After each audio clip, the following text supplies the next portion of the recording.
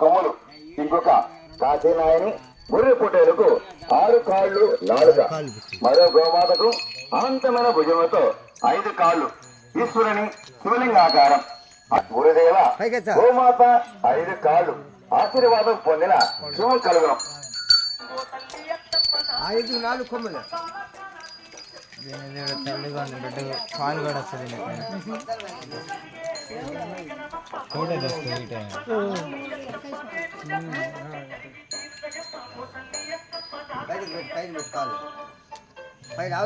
బ్రహ్మగారి మఠం గోవులు 10 గోవులు గోలయమూడి వెంకటస్వామి ఆరాధనకు యాత్రగా వచ్చిన గోవులు.